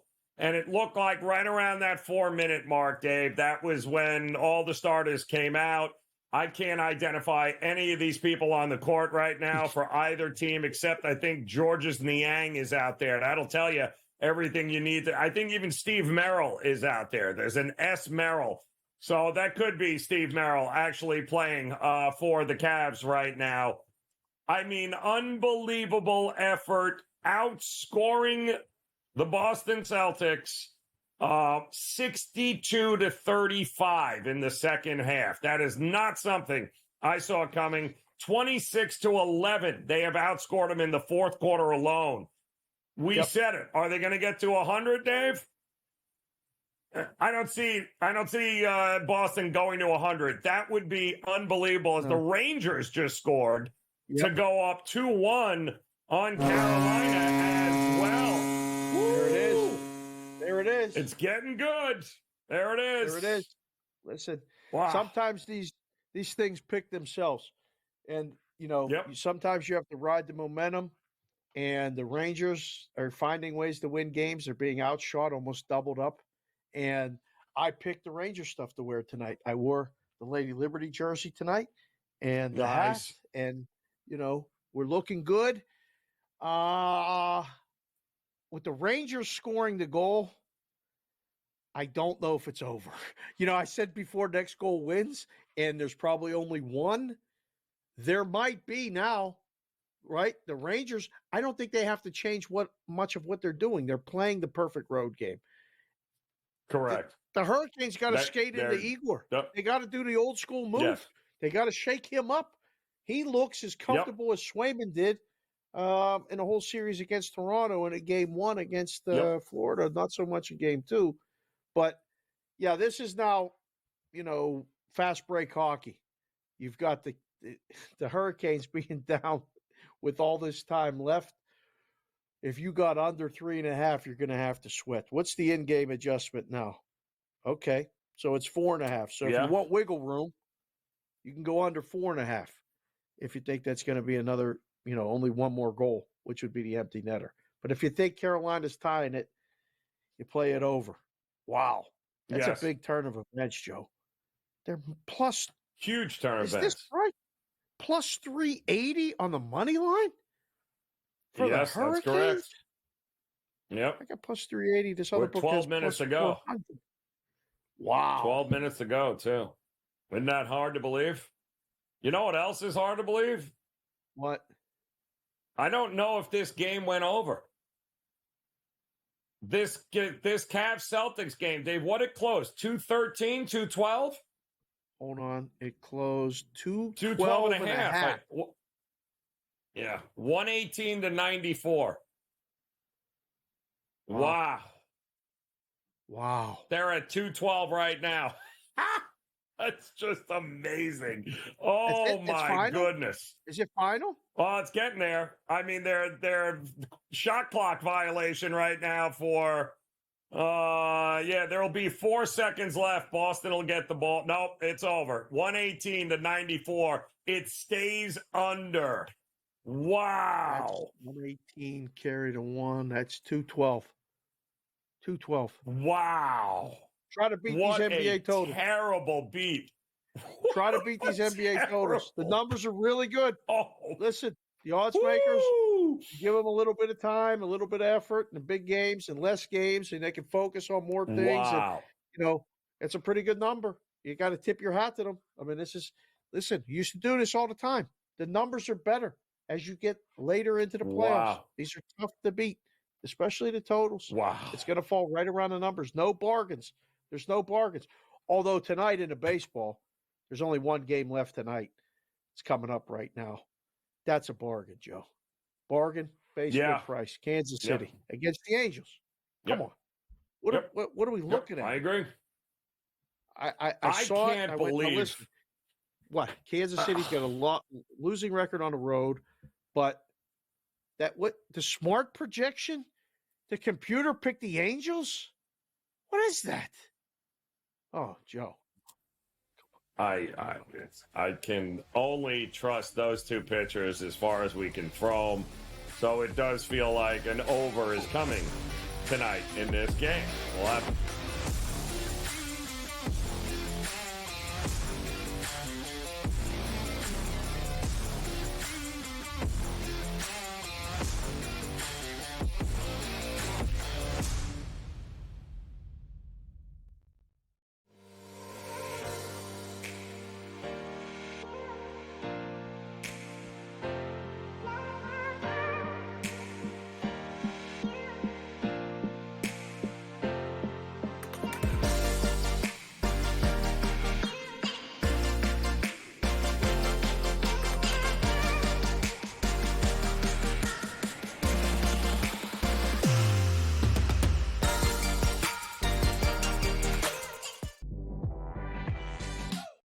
The only one that can punch him in the nose, in my opinion, is the Knicks or those Western teams. What did you think when you saw those odds? In their path, and it's all about the path, right? Number 1 seed, you should have an easy path, but quite honestly, looking at who they'd have to go through here eventually is kind of laughable. So I get it. Betting above the rim, only on SportsGrid.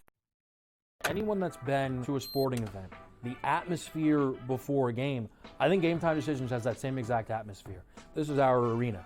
This is what we do. There is going to be an energy to Game Time Decisions that you will feel night in and night out. The excitement you get when you lock your bets in, when you're figuring out what you want to do, we can zone in on the biggest games each night. I want this to be the place that people come to before the games start so they feel as ready as possible to lock in their cards. We are going to hit every single one of those markets that you need to know about. We're going to go through every single thing, and I've got a great team behind me that's going to help me get the job done. There is not going to be a better place, I promise you, than Game Time Decisions to get that new information, react to it, and be able to then bet accordingly. We will have everything at our disposal, and we will use that to our advantage.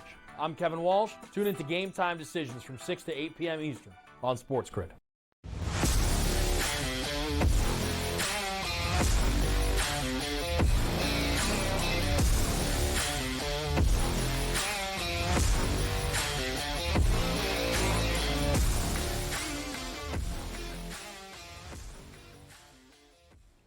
All right, welcome back in Game Live, and we are prime time here on the SportsGrid Network as getting ready for Game 2 in the NBA here with the Dallas Mavericks trying to even up the series against the Oklahoma City Thunder.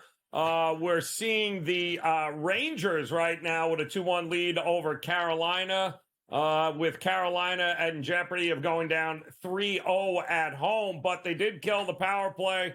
Still got 8 minutes to go here in the third. And joining us here, Cam Stewart, taking over at the top of the hour here. And it's interesting, Cam, if you'd have told me the Cavs scored 118 points tonight and the game still went under, I would have laughed at you. If you'd have told me that we're looking at a 42-25 shots on goal advantage and yet Carolina can't keep a lead in this game, I would have been like, yeah, you're lying to me. The game's got to be out of control. What the hell is going on tonight, Cam? I don't know, Joe. What the hell's going on for the last, while? What about Vancouver-Edmonton last night? That was the craziest thing that happened when we were on air with Morency last night. That was just absolute madness, man. These guys on a three-way line were like 30-1. Like, you know what I mean? Like, because they actually won in regulation. They didn't even go to overtime. I'm like, what's going on here? No, this is nuts. Dave, you're wearing that Rangers gear. I should have been smarter than this. This Carolina team, I don't know. They just running into a brick wall in Shesterkin. The guy's amazing. Carolina doesn't know what to do. Starter, backup, whatever. You know, the Rangers are a great hockey team. And that penalty kill, they look like the ones when they're on the power play. Very dangerous. Kreider's so clutch. What can you say? I expected a tighter series, but man, the New York Rangers are just one of those teams. If Shesterkin doesn't get tired, I think they can win the Stanley Cup. They look great. Oof, they do look great. That was that Vancouver game. I was actually I turned you guys on. I was so happy. I was betting Vancouver. I was very excited. The game went over. Everything went very well. This one here, maybe not so much right now, but I wore the Ranger stuff to kind of jinx the Rangers, and it's not working. Everything is coming up New York. The Knicks won, the Rangers won, or we're winning. What about Dallas and Colorado tonight? I mean, are we going back to the home team? I think Dallas wins, and I think that correlates with the under. What say you? I agree, Dave. I'm going back to if the home team doesn't win here, I got to take Dallas. I got to believe, too. You guys blew a 3-0 lead. You were all over them in the first period, and then you come back and then lose in overtime. That's heartbreaking. But Ottinger's got to be better. He's got to pull a Shesterkin and stand on his head. Pavelski, the veterans of that team, got to bring this group up. They were down 2-0 to Vegas. They came back and won that series. So I'm going to take Dallas, too. I think the way to play this game, too, Dallas to score first goal. I actually hit the first period in this game, desperate team, and I should have just bet Carolina first period when they won 1-0. And then now this whole game play seems to be in jeopardy. But I'm going to take Dallas to score the first goal. I'm going to take Dallas in the first period. What else? Wyatt Johnston to record a point, I think is very, very, again, this guy's been their best player, guys. So I think he's going to be amazing. This is my parlay right now. 291. Ooh. I got Johnston, anytime goal, 2 shots on goal, Dallas to win, almost 3-1. I wish we got a little bit more. What are we going to do there? That's what we're doing. So that's the same game parlay. Tonight, I'm with you, Dave. I like the Dallas Stars. I like the Dallas Mavericks. We're doing the Dallas two-step tonight. That's what we're doing. And did Carolina just score, please? just get me to overtime. Well, they got a power play, so come on. Okay. Yeah. Far from over. Jack's like, I like the Dallas two-step. I'm a Ranger fan. I'm like, don't worry, Jack. I'll go on the Rangers. Just got to get to overtime. Then I'll hedge out. I just don't want to deal with overtime tonight. Just get me to a spot where I can hedge out of this bet.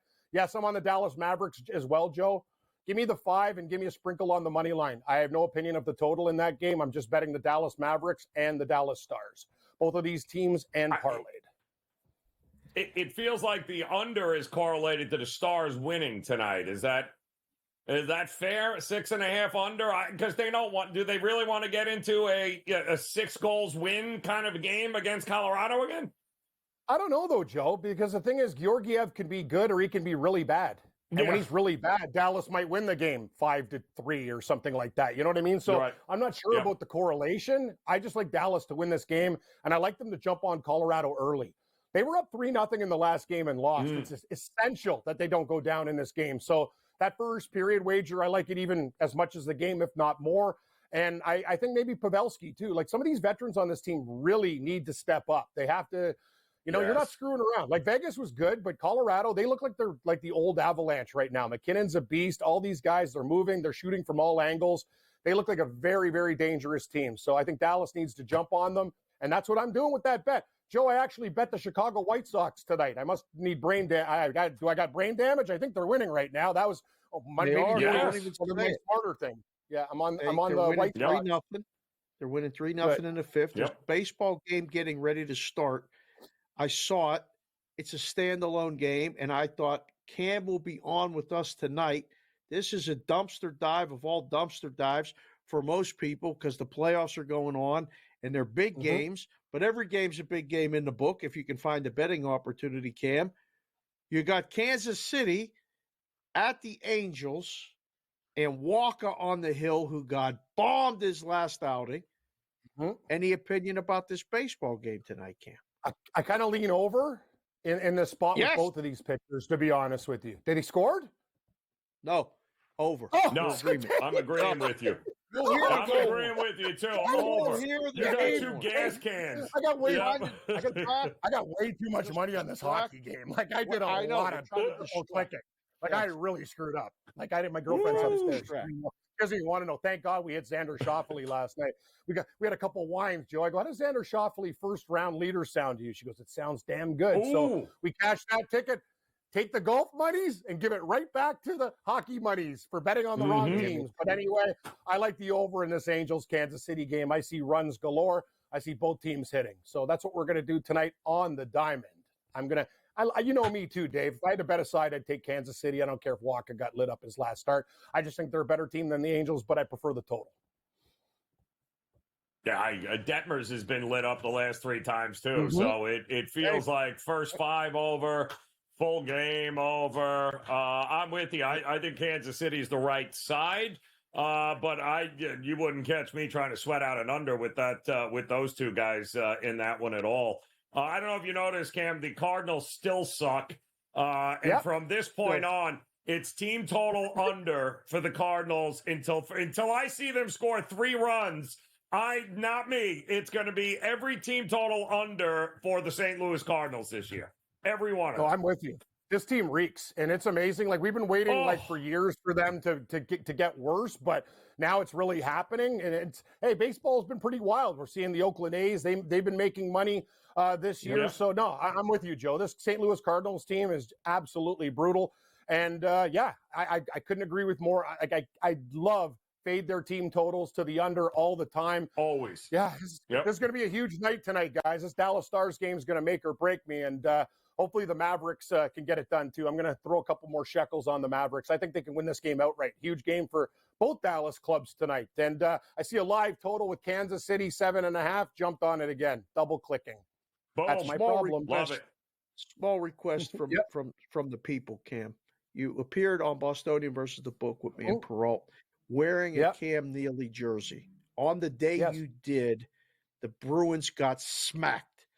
Amazing. Everybody that's rooting against the Bruins wants the Raging Redhead to, on game day, show up in the Bruins jersey. That's what the people want. Sometimes you got to give the people what they want, Cam. What do you take away from that series? You got about 12 seconds. I take away that Florida's back. If Bobrovsky makes saves, Florida's a better team than Boston. If you get in Swayman's head, Florida's going to murder them. Florida in 7. I like them live. The series price is up to 70 cents, but I'm on Florida. I think they get it done. I think that was a huge game. And Boston, you want to play street fighting with Florida? That's one team you can't do it against. These guys, they live to fight. Nope. That is dirty. That team had everything but guns, knives, and foreign objects. Expect more of the same. Yep. Especially coming up tomorrow as well. Cam Stewart.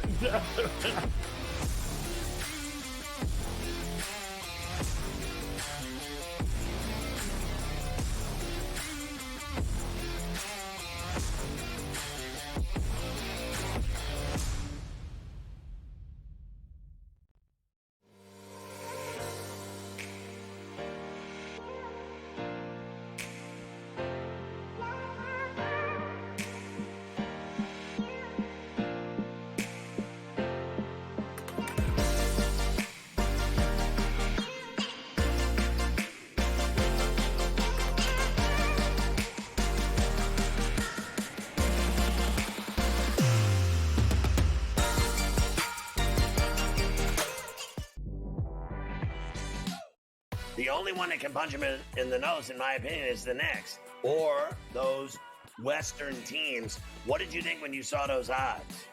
In their path, and it's all about the path, right? Number 1 seed, you should have an easy path. But quite honestly, looking at who they'd have to go through here eventually is kind of laughable. So I get it. Betting above the rim. Only on SportsGrid. Anyone that's been to a sporting event, the atmosphere before a game, I think Game Time Decisions has that same exact atmosphere. This is our arena. This is what we do. There is going to be an energy to Game Time Decisions that you will feel night in and night out. The excitement you get when you lock your bets in, when you're figuring out what you want to do, we can zone in on the biggest games each night. I want this to be the place that people come to before the game starts so they feel as ready as possible to lock in their cards. We are going to hit every single one of those markets that you need to know about. We're going to go through every single thing, and I've got a great team behind me that's going to help me get the job done. There is not going to be a better place, I promise you, than Game Time Decisions to get that new information, react to it, and be able to then bet accordingly. We will have everything at our disposal, and we will use that to our advantage. I'm Kevin Walsh. Tune into Game Time Decisions from 6 to 8 p.m. Eastern on SportsGrid.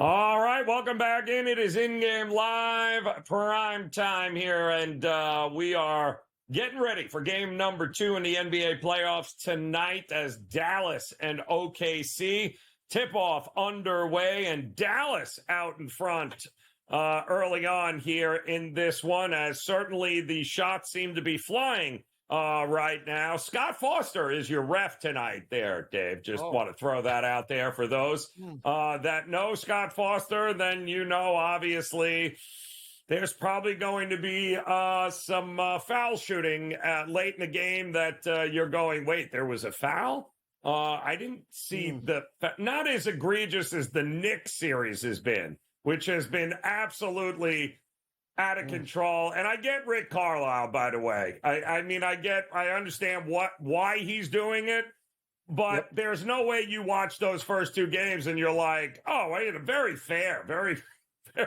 fair. The way they've called the first two Knick games, it has been little one-sided here in that one. But you know, how much you want to drop? Can you punt in basketball? Can you punt? How much of the handicap in the playoffs in basketball does the now? referee stuff come into play for you? Anytime Scott Foster is in, a lot. Right. I think, and a lot of people have picked up on that narrative. Now, it's been consistent for a couple years. Yes. Maybe longer than that. But publicly, yes, where, his nickname is the Extender and he extends series and all this other stuff, and they bring him in to call fouls. I don't know. Oh, yes. It will be very interesting to see the way that this game starts, because you were saying it during the break. Yes. While we were trying to root home another goal for Carolina, at least get this thing to overtime, but so far no good. You were saying the steam came on OKC. Makes perfect sense, right? The late tie steam. game. Go. What? Go. Oh. Where is Cam Stewart? Get him back on here. Wow. Get him back on. Wow. Okay. Oh, wait a minute. Were they in the crease? Uh-oh. They might have to pull this one back down here. Oh, no. No. Could that be? No, we'll have to wait. No way. Scott Foster is out on the ice right now, so who knew he could be at more than one game here tonight. But they pulled the goalie 5-on-4, and that was good enough, Dave. It was a rebound and nice shot in there, so good to go. 2-2. So now what do we do? Since the total was what, 4.5? What are we thinking we're getting now here, Dave? Oh, that's it. The total's off. No, I mean in the line. It's just going to be a pick 'em? No. Carolina will be small favorite now. No. Small favorite, right? Yeah. Carolina, you give the home team a little bit of an edge, and you give the team that scored the goal last to tie it a little bit of an edge. Both are the home team here. Probably comes when it comes back up, what, minus 130? Somewhere in that neighborhood? Yeah, that's what 135 I'm seeing, yeah. There you go. It's I'm glad I still got it.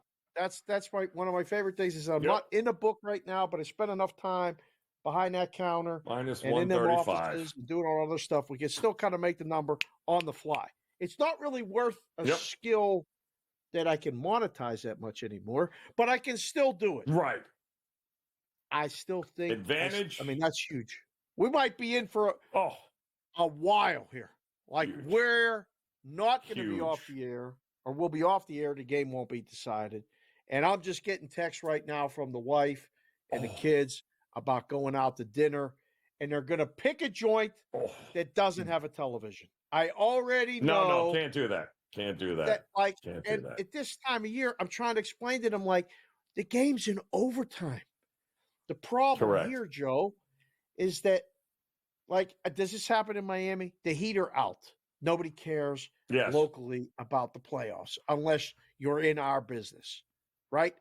The Knights lost, so they thought they were going to go to the Stanley Cup again, and we went to the parade. We did all that last year. As soon as the Knights lost to the Stars, they're like, oh, hockey season's over. See you later. Are over. And I'm like, no, these games are getting good.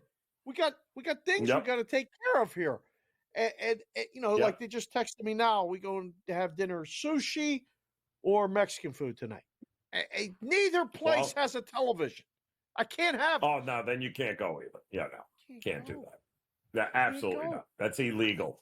Yeah, I have to go illegal. During the playoffs, there is no eating in places that doesn't have a quality cable programming at all here. You need to have that. Or they need to have exceptional Wi-Fi, Dave, so you can actually stream it live from the table on your phone or tablets. I'm not above reproach Joe, there. I have an ocean you got to have of quality Wi-Fi.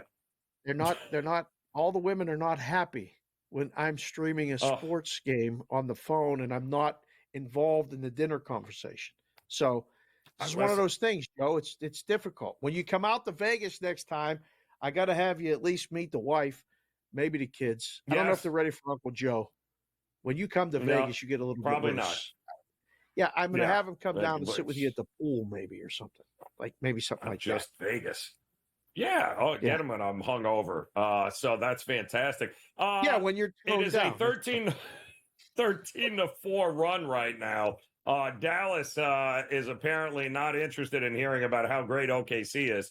Nice little run here to start there. We're going to overtime. So, wow. We got plenty more to go. Still nothing. Top of the second, by the way. Royals and Angels. No score in that one. So we got a little something for everybody here, Dave. But can Carolina Capital? How many overtimes did we go to in the last game? Was it 2? Double. Yeah, double overtime. And each team gets a one of these power play. games. It's so funny. We were talking about NBA officials before. If somebody, commits a crime and they get a penalty called, the next penalty is on the other team, probably within the next 3 or 4 minutes. So if you get shorthanded and you kill it, that's the time to bet them. That's what happened to the Rangers. They got the power play. They scored. And, wow. The season's still alive for Carolina. Get ready. Get ready.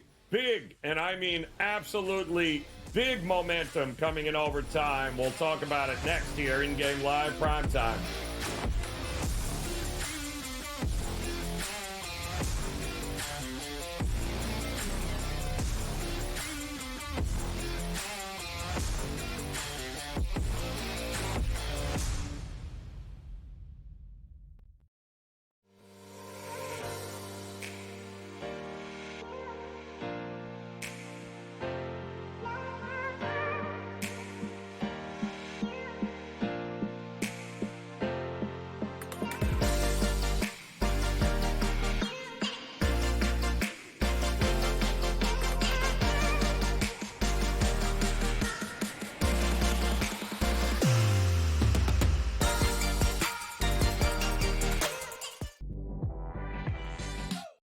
The only one that can punch him in the nose, in my opinion, is the Knicks. Or those Western teams. What did you think when you saw those odds?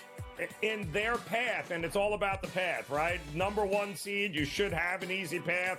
But quite honestly, looking at who they'd have to go through here eventually is kind of laughable. So I get it. Betting above the rim, only on SportsGrid. Anyone that's been to a sporting event, the atmosphere before a game, I think Game Time Decisions has that same exact atmosphere. This is our arena.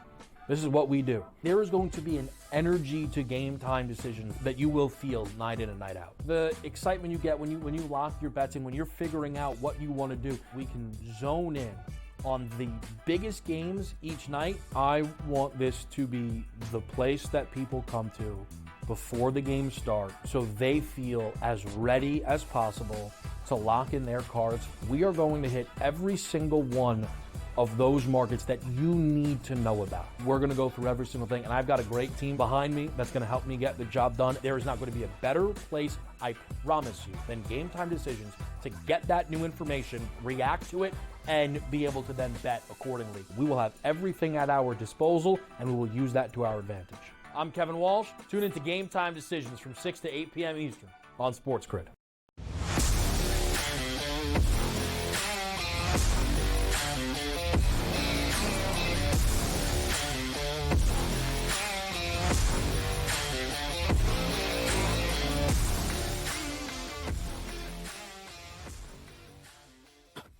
All right, welcome back in here in-game live, and we are prime time, and we've got an overtime. Nothing like it in the Stanley Cup playoffs, but that's what we have, Dave Sharapan, and I am seeing now really minus 110 on both sides with Carolina and the Rangers in a 2-0 series lead for the Rangers. Ranger fans have to be sweating out because, quite honestly, another overtime win, this series is all but done. And that's huge news. And Carolina, the same thing, right? Your season's over if you lose this one. So, wow.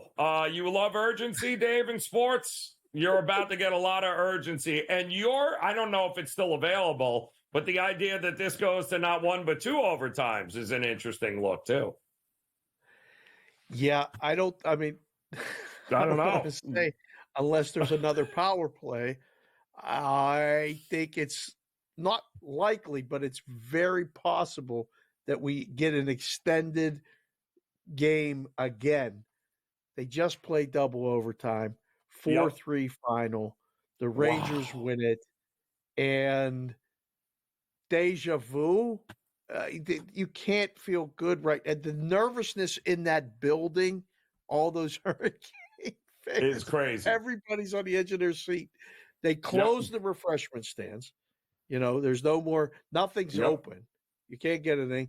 There's no whistles, so it goes fast. So make sure, you're sitting there watching this. I don't know if there's an edge. I really don't. If you like Carolina, it's better be quick, in my opinion. Right? I don't want this thing extended. I don't want to keep the Rangers hanging around and hanging around. That's correct. Carolina, you're going to play it first 5 minutes, maybe in the first 6 minutes. Get this done. Let's go. Get her done. We got a series. We'll worry about winning on Saturday. Man, oh man, this is great. Sports are awesome.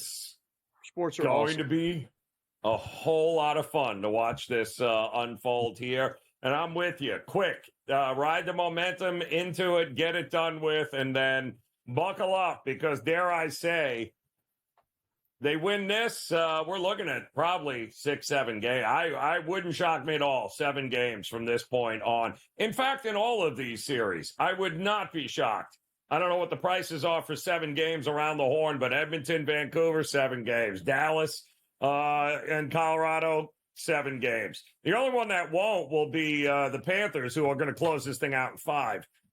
So that's a shame because they'll have to beat the Bruins in 5, and that'll be the end of that. So, but that's all right. But I think 6-7 games in a lot of these series, Dave, if they're plus money now, not a bad look. I'm not going to see you tomorrow. NBA tomorrow. Knicks at Indiana. Indiana 7.5. Yes. Minnesota 4.5 at home, up 2 games to none against Denver. Both home teams win, or we get a road win from one of those two?